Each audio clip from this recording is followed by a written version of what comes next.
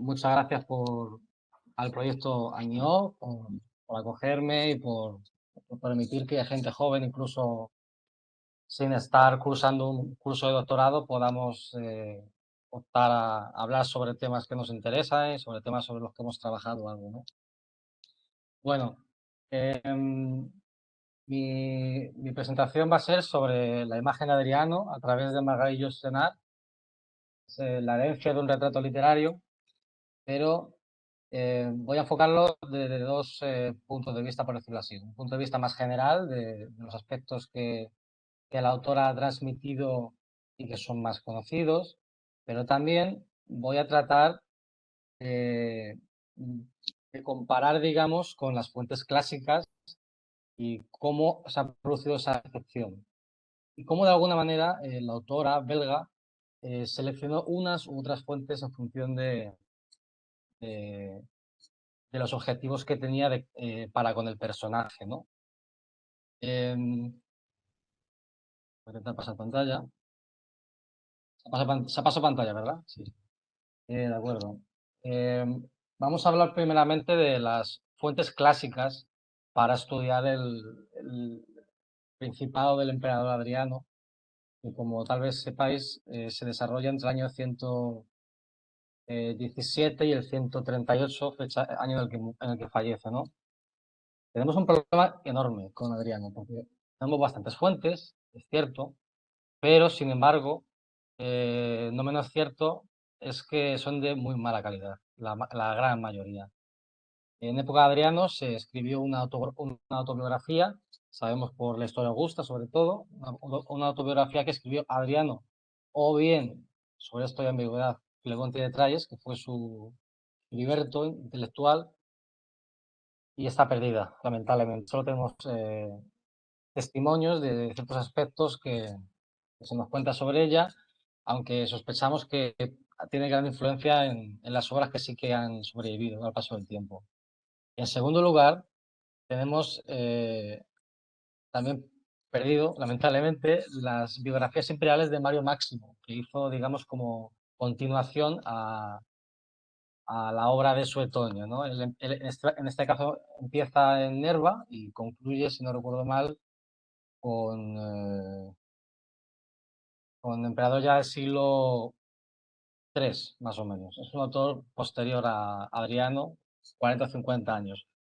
Más o menos coetáneo, sí que es Casio y de él sí que hemos conservado ciertas informaciones sobre Adriano. Hemos conservado a modo de epítome, es decir, a modo de resumen, eh, el libro 69, que habla sobre Adriano, y que constituye una de las dos fuentes fundamentales para tratar a Adriano. La otra fuente fundamental, por la cantidad de información, aunque no por su calidad, es la Historia Augusta, que es una obra ya hay debate sobre ello, pero bueno, es de finales del siglo IV, muy probablemente, según afirmó el propio Sainz, por cierto.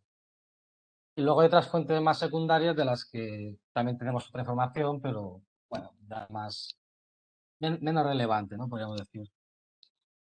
Entrando ya en materia, vamos a ver desde la perspectiva de Sainz lo que se puede extraer así de primeras, cuáles son los rasgos de la personalidad que envuelven al personaje de Adriano, ¿no?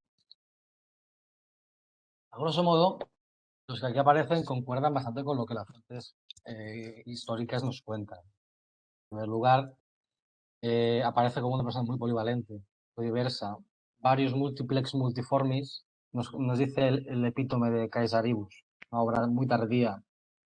Es un emperador, por supuesto, muy viajero, cosmopolita, en fin, claramente filoleno, es el emperador más filoleno y, y muy promovedor de las artes, gran constructor de ciudades, casualmente la mitad de ellas con su nombre o con un miembro de su familia, y en fin, es un emperador que resulta ser muy diferente a lo que había habido anteriormente y a lo que habrá posteriormente también después. Un autor muy viajero, con mucho mundo, podríamos decir, ¿no? Hablando llanamente. Además de ello, y esto ya es más subjetivo, la autora parece que aplica sobre Adriano la imagen emperador una persona muy mesurada, y una actitud estoica, ¿no? Durante la obra, además de profundamente espiritual, que eso sí que en cierto modo nos lo narran las fuentes. La obra, evidentemente, tendré que haberlo dicho al comienzo tal vez, está concebida como una suerte de epístola. Pertenece al género epistolar y es una reflexión profunda sobre la vida y sobre el reinado del propio Adriano, que él hace en primera persona y que dedica a Marco Aurelio, que fue designado por él como futuro emperador en segunda instancia después de Antonino Pío, ¿no? Él ya designó a Marco Aurelio como futuro emperador y bueno, le hace esta obra, digamos, eh, por boca de Jules Senart, para que sepa sobre cómo fue Adriano y para que sepa cómo gobernar, ¿no? Mesura y demás. Pasamos pues a entrar en la cuestión ya de verdad, si no se hace tarde. Yo lo que voy a hacer va a ser, como he dicho, comparar un poco ciertas afirmaciones o ciertos lugares comunes que se encuentran en la obra con lo que nos cuentan las fuentes clásicas realmente, comparándolas un poco y viendo mm, por dónde tira Jules Senart, ¿no? ¿Qué es lo que le interesa resaltar y qué es lo que le interesa ocultar? Porque ella conoció muy bien las fuentes clásicas. Entonces, hemos subrayado con un blanco lo que nos cuenta a propósito de la sucesión imperial y de cómo se produjo la autora. En este caso, recordemos que Trajano fallece, el antecesor de Adriano, en unas condiciones muy extrañas, volviendo de las campañas espartas, y, y ello genera en las fuentes un debate tremendo que Yusenar, digamos que resume de este modo, ¿no? Dice Adriano, más tarde he tenido en mis manos ese documento tan violentamente impugnado por mis adversarios, refiriéndose a la carta de adopción imperial. No puedo pronunciarme en pro o en contra de la autenticidad de ese último dictado de un enfermo. Prefiero suponer, claro está, que renunciando antes de morir a sus prejuicios personales, Trajano haya dejado por su propia voluntad el imperio a aquel a quien después de todo juzgaba el más digno, refiriéndose a él mismo, ¿no? Hay una ambivalencia ahí. Trajano no designó en vida un sucesor, y supuestamente lo hizo en los últimos momentos de su vida, y en torno a ello hay un gran debate historiográfico. No parece que la posición en cualquier caso de Yusenar es la siguiente. Sencillamente, Adriano no quiere saber si alguien le ha hecho emperador o no. No sabe cómo llega a ser emperador, digámoslo así. Nos cuenta la historia Augusta. Glosando a su vez a Mario Máximo, que es un historiador que en su día hizo una auténtica invectiva contra Adriano. Toda la información que tenemos sobre él es negativa sobre Adriano. Y nos hace saber la historia Augusta que Mario Máximo decía que aceptar como esposa a la nieta de la hermana del emperador, matrimonio que favorecía a Plotina, pero que Trajano apenas deseaba, según cuenta él mismo. ¿Por qué? Porque Adriano consiguió emparentar con la familia de Trajano, casándose, como dice aquí, con la sobrina del emperador. Y según Mario Máximo, ya fue por causa de Plotina, la mujer del emperador Trajano, conspiró, ¿no? Ya en aquel momento, por decirlo así. Estaba tramando en la sombra. Nos cuenta Casio Dion. Adriano no había sido adoptado por Trajano, es tajante. Se convirtió en César y en emperador debido al hecho de que al morir Trajano sin hijo, Atiano, Atiano es el gran valedor de Adriano, por decirlo así, un compatriota y tutor suyo, y Plotina, la mujer de Trajano, que estaba enamorada de él, es curioso porque solo Casio Dion dice esto, le consiguieron el nombramiento siendo facilitados sus esfuerzos por su cercanía y su mando de una gran fuerza militar. Dice Eutropio tiempo después, muerto Trajano, fue nombrado emperador Adriano, a pesar de que Trajano en vida no había mostrado ningún interés por él. Bueno, a pesar de estas fuentes que vemos, ya vemos que Yucenar toma, digamos, la decisión de ser benévola con el emperador y, digamos, que sancionar la legitimidad de cómo llega al poder, ¿no? Habría sido designado o no lo habría sido, pero en cualquier caso él no quiere saber si se produjeron ahí asesinatos, que se produjo ahí. Pasando a los 4 consulares, nada más llegar al poder Adriano, pues se produce una limpieza, ¿no? como viene siendo habitual, cuando hay sucesiones imperiales, y caen 4 consulares, 4 militares importantes de época de Trajano que habían llegado a ser cónsules, miembros del Senado, son asesinados. Entonces, las fuentes clásicas también difieren un poco en este punto, no se ponen de acuerdo, si lo mandó Adriano, si no lo mandó. En cualquier caso, nos cuenta Justenar lo siguiente. Adriano dice, recibí estas noticias a bordo del navío que traía a Italia. Me traía de Italia. Me aterraron cuando se enteró de los asesinatos, ¿no? Él no sabía nada. Siempre es grato saberse salvo de los adversarios, pero mi tutora, tía, ¿no? Había demostrado una indiferencia de viejo ante las consecuencias de su acto. Un reino que deseaba moderado, ejemplar, comenzaba por 4 ejecuciones, de las cuales solo una era indispensable, refiriéndose probablemente a Lucio Quieto, que era el más temible de aquellos. Le echa, digamos, la culpa a Tiano, cosa que en las fuentes también se ve. Por ejemplo, en caso de Dion, dice, Adriano sintió tanto los comentarios que provocaron estas acciones, estos asesinatos, que él publicó una defensa y declaró bajo juramento que él no había ordenado sus muertes. La historia Augusta tiene otra opinión, ¿no?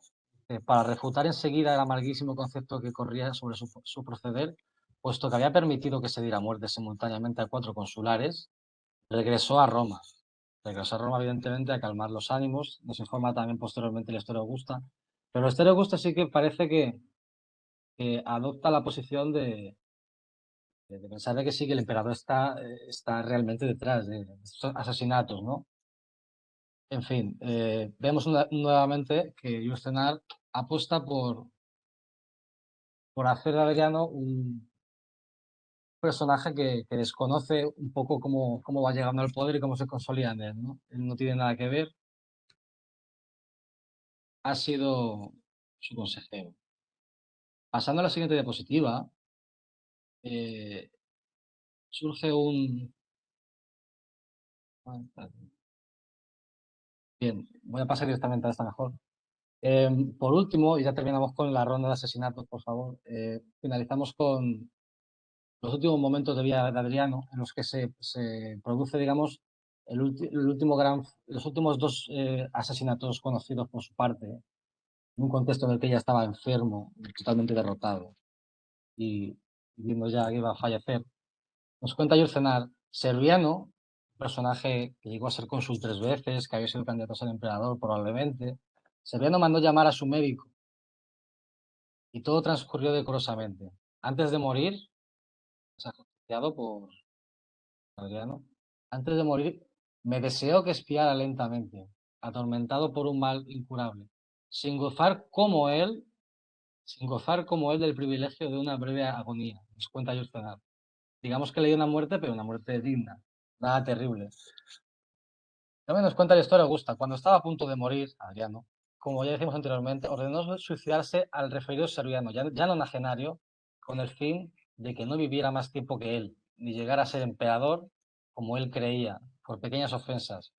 Decretó la muerte de otros muchos ciudadanos a los que salvó Antonino Pío, que fue el emperador posterior a Adriano, que fue el que lavó un poco la imagen de Adriano. O sea, la relación de Adriano con el Senado, como también explora Shine, un artículo del año 85, si no recuerdo mal, fue muy tortuosa, hasta el punto de que estos asesinatos de los que estoy hablando le valieron merecer la no divinización a su muerte. Solo la intervención de Antonio Pío conseguirá que sea divinizado. Veamos el testimonio de Casio, voy acelerando un poco. Serviano y su nieto Fusco, que tenía 18 años, fueron condenados a muerte bajo la acusación de que habían desaprobado esta elección, refiriéndose a la elección primera que hace Adriano con respecto a su sucesión imperial, ¿no? En cualquier caso, parece que Serviano y Fusco pretenden dar un golpe de Estado. Lógicamente, Adriano pues interviene, pero no interviene probablemente, como dice, otorgándole un privilegio, ¿no? a Serviano. Sin embargo, Lucenar vuelve a suavizar mucho en su relato las acciones de Adriano. De tal modo que, concluyendo este apartado ya, eh, ¿era Adriano clemente o cruel? Claro. Pongo aquí un ejemplo, aunque miles en la texto de Yucenar. en el que se le califica como alguien que posee clemente, alguien clemente. Habla de un esclavo que se encuentra en sus caminos por Tarraco, por Tarragona, un esclavo que le intenta asesinar. Dice Adriano, aquel culpable que la ley salvajemente aplicada hubiera mandado ejecutar de inmediato, se convirtió después para mí en un servidor. No solo le perdonó la vida, sino que además le incorporó. Adriano es clemente, ¿no? En cambio, las frutas clásicas no parece que apunten en esta dirección. Nos cuenta la historia de Augusta que Mario Máximo dice que fue cruel por naturaleza y que realizó con humanidad muchas de sus acciones precisamente movido por el temor de que le aconteciera lo mismo que a Domiciano, ¿no? Desde un punto de vista práctico. Sin embargo, Casio Dion dice, Adriano era odiado por el pueblo, a despecho, eso sí, de su en general excelente reinado, por culpa de los asesinatos que cometió al inicio y al final de su reinado, los que acabamos de ver. Cometió injusta e impíamente, y sin embargo estuvo lejos de tener una disposición sanguinaria, aun en el caso de algunos que se enfrentaron con él. Casio Dion da una visión un poco más, no sé si neutral, pero no tan absoluta, ¿no? De la crueldad del emperador. Cuenta la historia de Augusta describiéndole un alarde, digamos, de ambigüedad absoluta, nuevamente, fue al mismo tiempo severo y afable, serio y jocoso, irresoluto y presuntuoso, tacaño y generoso, doble y franco, cruel y clemente, y siempre y en todo constante. Nuevamente se ve que hay una cierta ambigüedad que el autor, Ayurcenal, como en tantos otros puntos de la historia de la vida de Adriano, aprovecha, digamos, para traer hacia, para conducir la narración hacia donde ella quiere llevarla para construir el personaje que pretende construir, ¿no? Hablaremos después sobre el tema. No tuvo gran fama por su clemencia, pero fue muy cuidadoso con el erario público y la disciplina de los soldados. Eutrolopio tampoco piensa que fuera precisamente clemente. Pasamos nuevamente, ya acabamos con los personajes, a la muerte de Antinoo, que sería posteriormente divinizado, este amante que ha dado lugar a tantos pasajes literarios y a tantas obras de cine, etcétera. La muerte de Antinoo. La muerte de Antinoo se produjo en unas circunstancias nuevamente muy confusas, muy complicadas y que realmente desconocemos, pero las fuentes difieren en ello. Nos cuenta Casio que había sido el favorito del emperador y había muerto en Egipto, concretamente en el río, como escribe Adriano, o como fue realmente al ser ofrecido en sacrificio. Aquí Casio hace una escisión entre lo que dijo Adriano probablemente en su biografía, ¿no? Debe ser que contaba que cayó en el río sin querer, y lo que Casio dice que realmente sucedió, que fue ofrecido en sacrificio. Probablemente nos cuentan otras fuentes que fue ofrecido en sacrificio para, para contrarrestar la mala salud del maltrecho emperador, que ya era mayor, y de alguna manera este sacrificio le daría un halo de vida, ¿no? Cuenta Aurelio Víctor. Otros sostienen que estas cosas fueron actos de piedad y religiosos, pero cuando Adriano deseaba aplazar su muerte, como decía ahora, al haber pedido los magos un voluntario que ocupara su lugar, dicen que mientras todos rehusaban, Antinoo se ofreció y por esto se le rindieron los honores anteriormente mencionados, los honores de ser divinizado, como decía. Nosotros dejaremos el asunto sin aclarar, no se quiere mojar. En cambio, Yusenar sí que tiene una posición más o menos clara sobre él. Para ella se habría sacrificado, pero en ningún caso habría sido, digamos, eh, puesto en conocimiento del emperador. El emperador no sabría esto. El emperador lamenta, ¿no? Este hecho. Un ser insultado, esta parte es muy poética, un ser insultado me arrojaba a la cara aquella prueba de devoción, refiriéndose a su amado. Un niño, temeroso de perderlo todo, había hallado el medio de atarme a él para siempre. Si había esperado protegerme mediante su sacrificio, debió pensar que yo lo amaba muy poco para no darse cuenta de que el peor de los males era el de perderlo.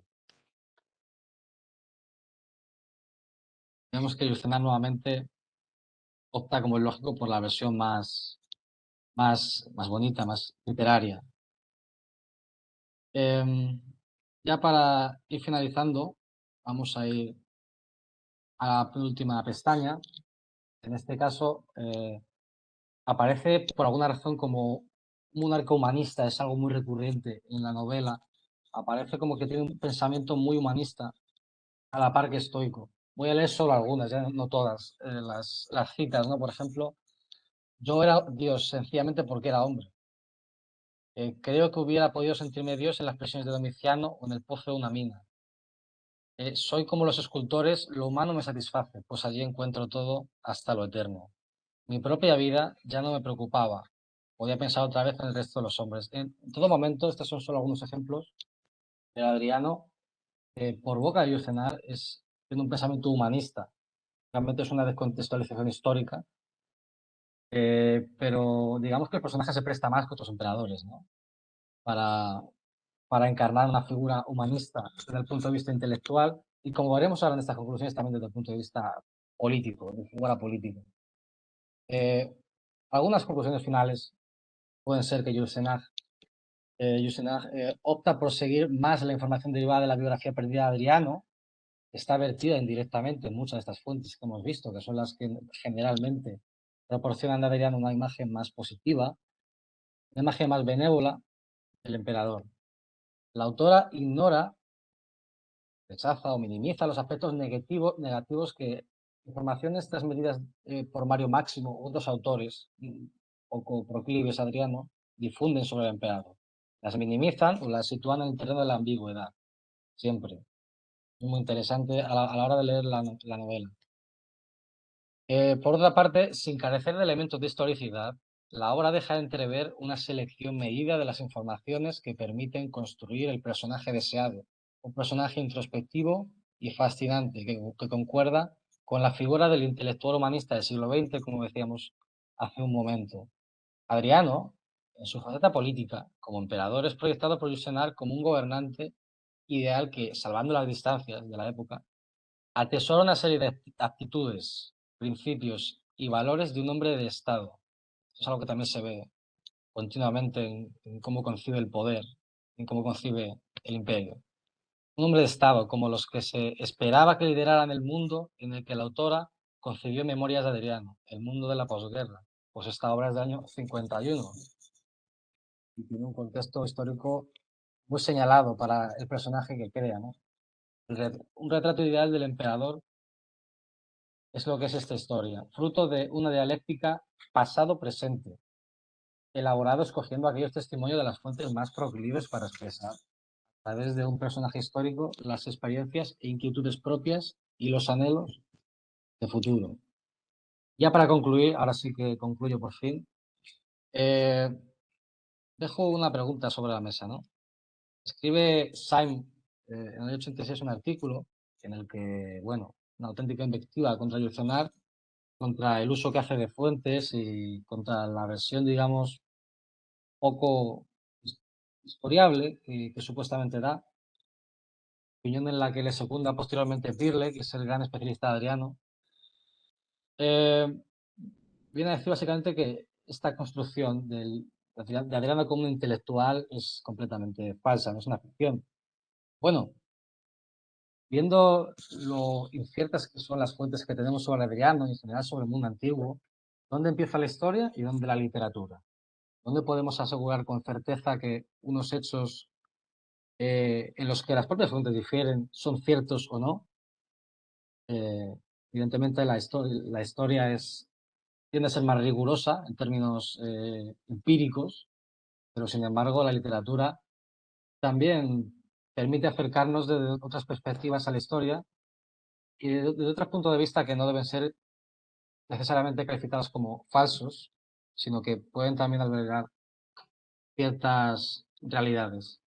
De mi parte ya esto es todo y muchísimas gracias a todos.